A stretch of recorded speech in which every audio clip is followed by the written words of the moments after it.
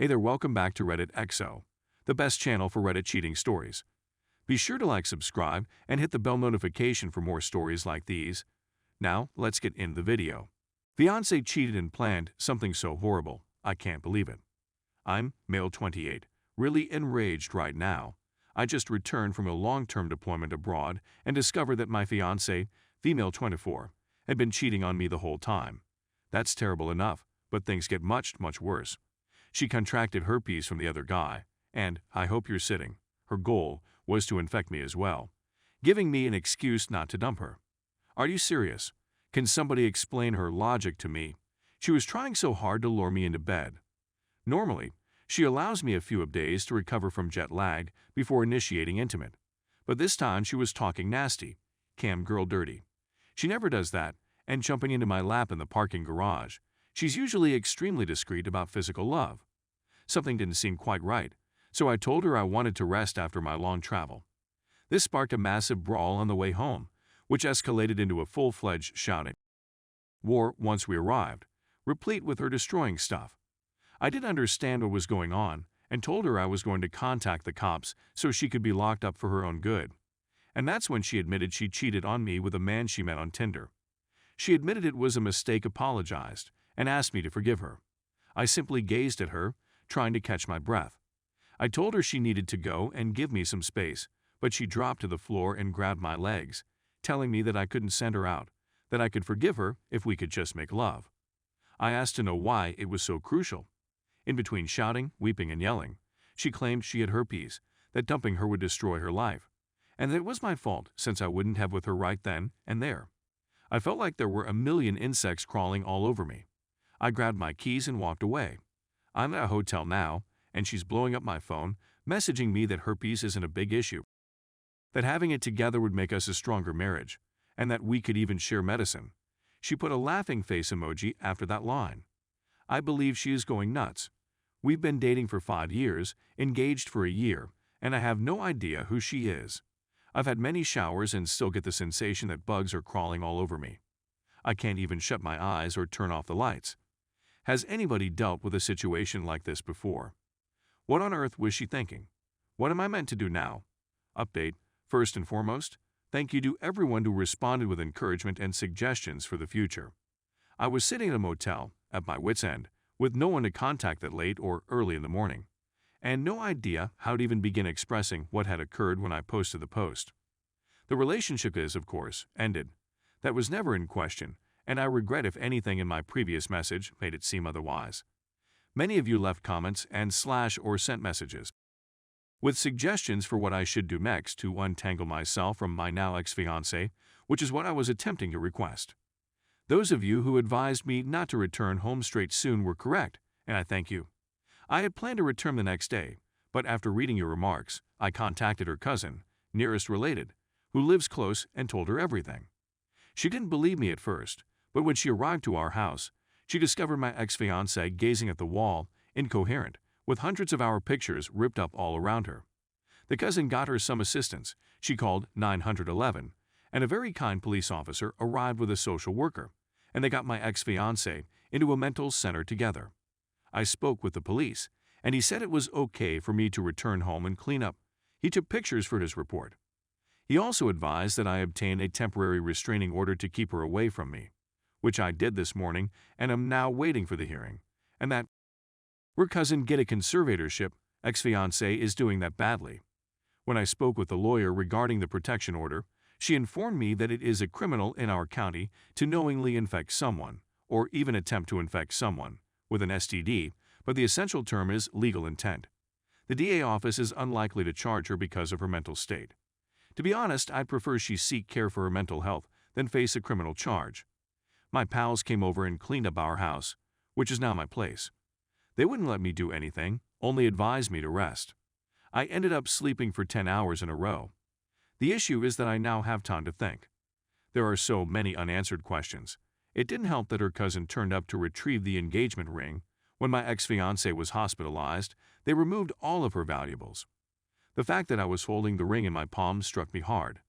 Now, I'm always feeling bad, particularly for the time I spend away from home on missions.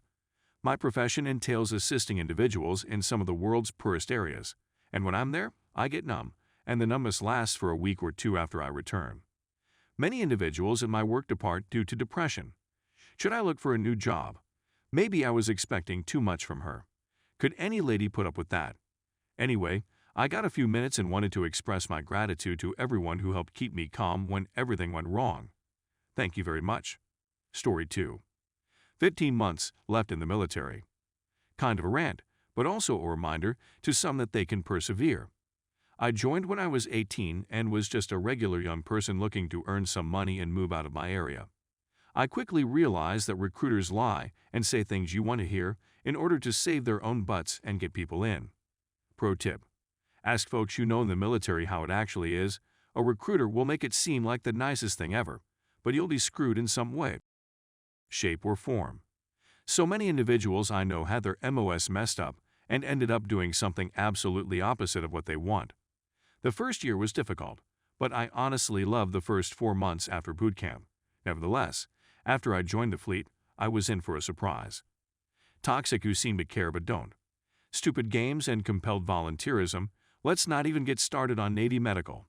Shortest healthcare ever. I assume that's what happens when a branch hires workers under the age of 25 with a year of training. They don't care about the numerous backed-up appointments or the shady advice. My friends messed up their ACL, ligaments, and so on, and medical refused to give them an MRI because they believed cooling it and giving them a light-duty chit would address the issue. It's very pitiful. Leaders have set you up with motivating nonsense they don't even believe in. The order standards and so on are also so ridiculous. Having standards is undeniably respectable, and order comes in several forms, but they don't even hold everyone to the same standards. Everything is thrown under the rug if you are an officer or over the pay grade of E5, and S3 hawks up the high-ranking overweight Marines so they aren't in BCP. Because they can't lose rank, SNCOs may skip out on duties and say and do anything they please. It's really hypocritical. The junior Marines are workhorses, but the superiors receive credit and evaluation from everyone. Don't get me wrong, there are some excellent leaders out there, but they aren't as frequent as you would assume. The military, or at least the USMC, is not what the general public believes it to be.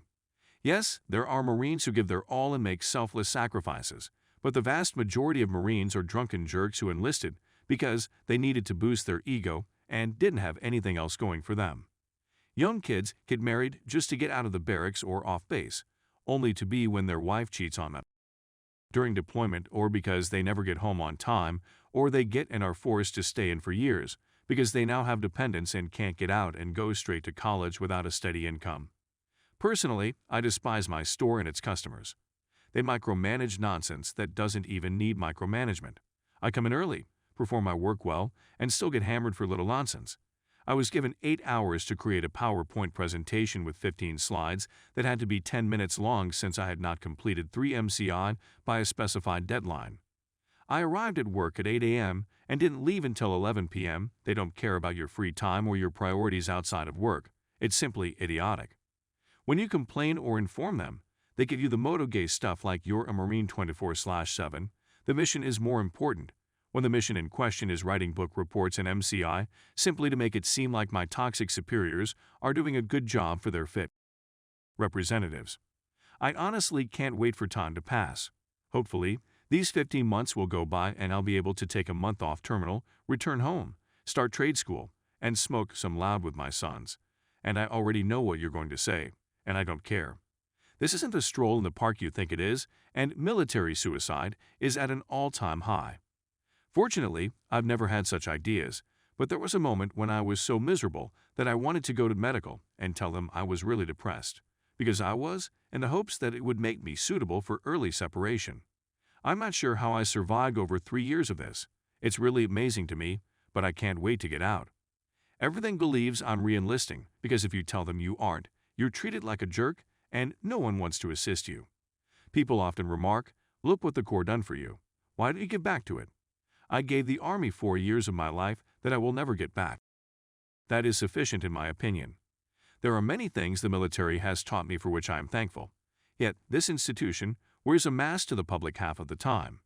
It's not as professional and encouraging as it seems to those of you who aren't in. But that's just my rant. That was something I needed to get off my chest. Cheers to 15 months of games.